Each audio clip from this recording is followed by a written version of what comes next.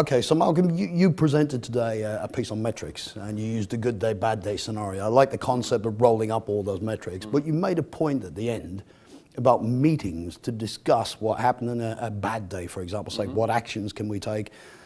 Why is it that, as an industry, we're so poor, we're so many years into it, we're so poor at actually communicating useful metrics and taking actions and decisions against the outcome of those metrics? Actually, I think that goes back to the history of IT. I think that the way we use metrics is entrenched in the whole lifeblood of IT.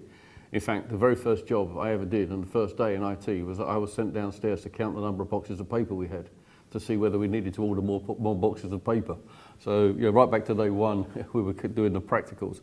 I think the thing is, what's happened in IT is that we've looked at what we do rather than what we can achieve, and we tend to metrics along those lines.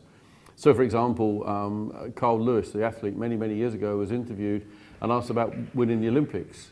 And he said his ambition wasn't to win the Olympics, but to break the world record in the final. He says the only way you can look at winning the Olympics at whatever sport is to be better than anybody's ever been before.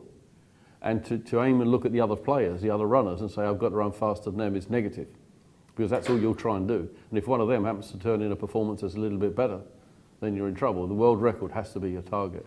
And I think IT has not looked at world records, it's looked at where it can successfully get to a level. And that to me has been a big point. So you often hear 99 and 5 nines and so on and so forth. And as I quoted this morning, would you get on an aeroplane if an airline said that target was that 99.9% of airplanes won't crash? There's no way you're going to get on that plane. And it's the same mentality. How can we get, if we've got all this smart technology and all this distributed technology and social media, and then tell a business manager, but you can only have it 99.9% of the time, or 0.999% of the time. The business manager says, that's not good enough. I've run a business here. I've got a theory which I call front end of the front office. And that is when we put technology into the customer's hands, right into the customer's hands. So buy your own tickets, do your own check-in, buy your own theatre tickets, etc., etc., etc. Companies like Amazon and so on are totally FIFO-based, front end to front office. You can't no longer look at 99. You have to look at 100 as being the target. And as a business manager once said to me, I've never seen a target from IT that IT knows it can't achieve. I've never seen a target that pushes them and pushes me to help them to get there. And that's the key.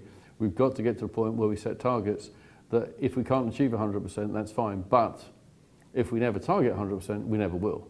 And that's rewarding bad behavior. We've got to get to a point, if we're going to have social media and all those other technologies, cloud computing and so on.